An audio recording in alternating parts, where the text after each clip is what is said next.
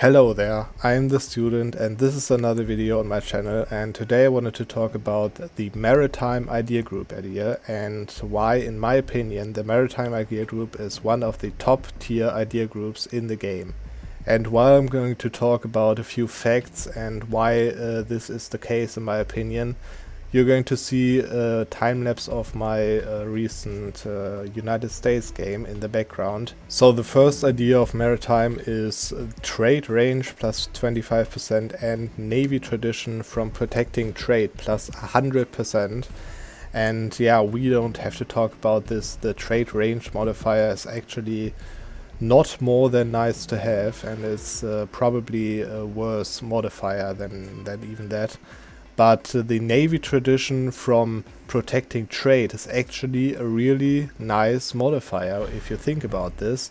And that is because the modifiers of naval tradition are actually pretty strong. And you would want to have 100 Navy tradition the whole game, ideally, because those modifiers are so strong, and not even for not only for the Navy or for the sailors' recovery speed or something, but also for the trade, as it gives trade steering modifier.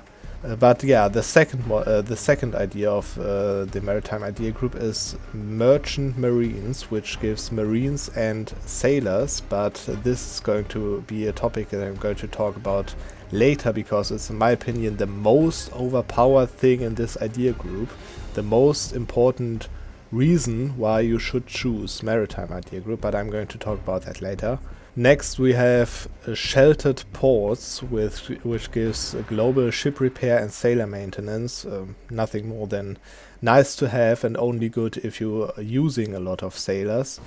But then the next one, Grand Navy, gives you plus 50% naval force limit modifier and plus 25% ship trade power propagation, and this is both extremely strong. Obviously 50% naval force limit is an enormous amount.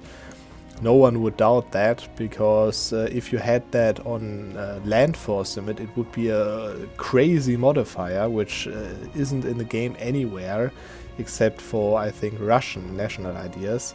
So 50% naval force limit for any nation that gets that idea group is pretty strong. And on top of that, the ship trade power makes your light ships even stronger. And if you think about that, it means that you have 50% more capacity to have light ships, and your light ships are 25% more powerful, which means that your light ships are, if you calculate that like that with an example, it means that you have around 87.5% more powerful merchant navies. So that is quite nice, and as trade is obviously a really good source of income, this is even more important for that matter.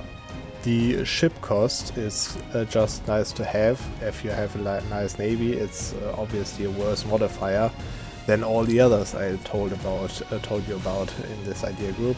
But then the next one, Seahawks, is actually a really underrated modifier, because leader without upkeep doesn't count only for the Maritime Idea Group, it counts for Maritime and Army. So it means that you can have one more leader in Admirals and in Generals, which is a really nice thing to have, because most of the people have noticed that in one of their games that you most of the time you don't have enough generals to fund every army general that you have. With this idea, you don't have that problem anymore, and at least it's not so bad anymore, and the admiral cost is just a nice to have on top of that. Then the next one, the 50% blockade efficiency and 25% privateer efficiency, which the privateer efficiency is obviously super situational, and the blockade efficiency is actually not that bad as you would think, because blockades have really nasty modifiers on the blockaded country, and even if you have them 100% blockaded, it gives another really bad modifier of 75% reduced global trade power, which means that you can just completely destroy the trade power of a nation just by blockading them totally, which obviously you need a lot of ships for, and with this idea you need 50% less ships for it, because obviously your ships are 50% stronger in blockading them. And on top of that, you obviously also get 50% more ships from the Great Navy modifier that I've told you earlier about, and together this is actually quite strong. And now let's get to the bonus. In this case, the bonus is ships can repair when in coastal sea zones and +1 movement speed. The +1 movement speed of fleet alone is a really nice modifier, because just for the naval combat it really comes in handy. And the ships can repair in coastal sea zone modifiers. This modifier is actually even stronger, because it doesn't mean that you can repair those ships in sea zones that are yours. It means that you can repair ships in sea regions that are within your supply range, which means that you can repair ships even if they are in hostile sea zones, as long as they are in your repair zone of supply range. And on top of that, there are quite nice idea group events for the Maritime Idea, and also there are quite strong policies with admin, economic, expansion, aristocratic, naval and quality ideas. Okay, so now let's talk about the big winner of that idea group, in my opinion, which is the idea of Marines and the idea of 50% sailors modifier. As you can see over here, we are in a cheating game with Portugal, just to show you the Marines a little bit closer. And before I'm going to start with that, just a few basic information. Marines are special unit types of an army that you can recruit through the macro builder over here, and they are actually using sailors instead of manpower, and they look like that, with this like Marines blue in the background. And they are implemented if you have Rule, Britannia, Golden Century or Lions of the North DLC activated. And let's just see the bonuses that they have. First of all, they use sailors instead of manpower, and it means that they are saving you manpower, because they use your sailors pool, which is obviously on top of your manpower pool. And before you ask, yes, it is obviously not good for nations like Burgundy, for example, that has only one coastal province, or the Switzer Lake achievement or something like that. That would be obviously a meme, but every other nation that has a decent coastline, for example Portugal, Castile, Aragon, most definitely Naples, where only one province over here is not coastline, the Ottomans, Byzantium, all of those nations, Denmark, obviously the Norwegian, Swedish, England, British Isles nations, Brittany, all of those nations who have a large coastline, a large portion of their land coastline. For all of them, the sailors' recovery speed and the sailors' maximum is actually going to be so high that is just efficient if you use them for your army, instead of just hanging on your maximum sailors without using these sailors for anything. And that's not only all, because the Marines have a few other special abilities, as you can see over here. So the Marines' bonuses are that they don't take sea attrition, that they use manpower and therefore save your manpower pool if you use them, and they take the disembarkment speed to 200% faster, and they take no landing penalties, and they ignore any crossing penalties that they have. And for all of those good positive bonuses, they get just 10% more shock damage received, which is, compared to the bonuses, basically nothing. And to show you how strong that is, just an example over here. I have 16,000 troops, and obviously I shouldn't be using that general.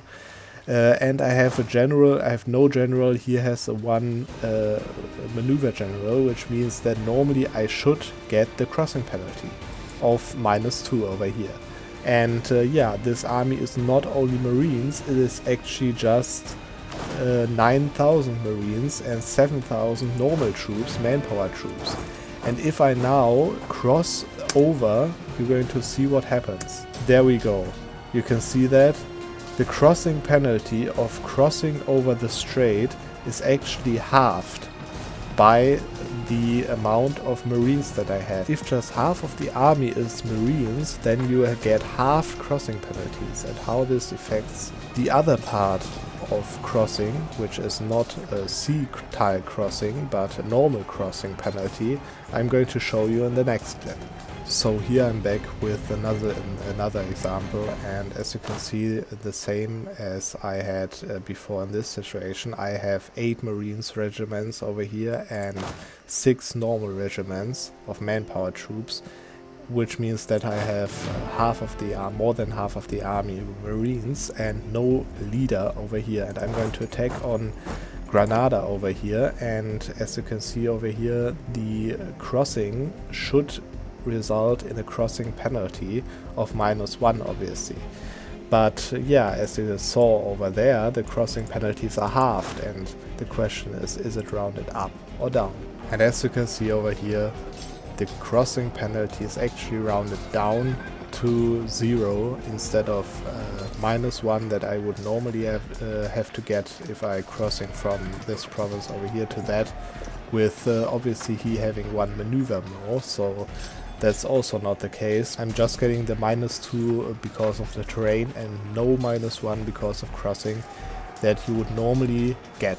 And to sum up this result actually over there, I'm wanted to say that this is a really nice thing to have if you think about this, because you just need normally one fighting army in single player. If you're fighting the AI, you just need 1 fighting armies and 1 real fighting army, and the rest are sieging armies. And if you use half of your fighting army for Marines, then you won't get any crossing penalty whatsoever. Wherever you go, it doesn't matter, you won't get any crossing penalty, and you will get half crossing penalties if you cross a strait like this, which results obviously in a way better way of fighting your enemies, and losing way less troops, because instead of -3 I'm fighting a -2 in this case.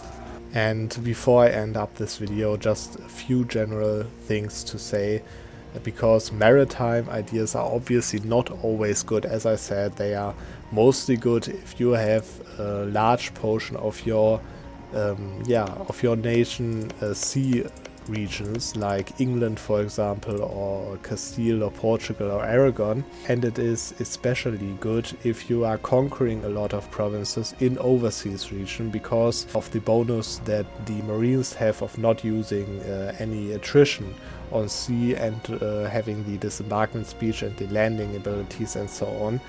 But the Maritime Idea Group is actually going to boost your nation in any regard. If you have a decent amount of coastal provinces, this Maritime Idea Group lets you scale pretty fast, because it lets you conquer trade companies extremely fast, and it lets you increase your power in land force and in naval force, which is a really underrated value. Naval force is really nice to conquer, really nice to keep your trade income up, and this is why, in my opinion, Maritime is one of the top tier idea groups in the game.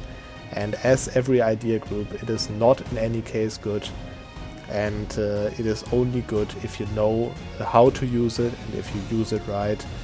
Same goes for all the other idea groups as well. If you take influence ideas but you don't have any vessels, then this is a wasted idea group. And the same goes for the maritime idea, which means that you need coastal provinces, yes, but if you have coastal provinces of a decent amount, then this Maritime Idea Group is a top tier idea group in the game, in my opinion, and this is why in this video I told you. And what do you think about this? Is it understandably for you, and would you like to know more about the tactics? Then I'm going to upload a video where I'm going to show how the game as Castile, for example, goes if you take maritime as the first instead of exploration ideas. Anyways, I hope you enjoyed the video, and we're going to see you in the next video.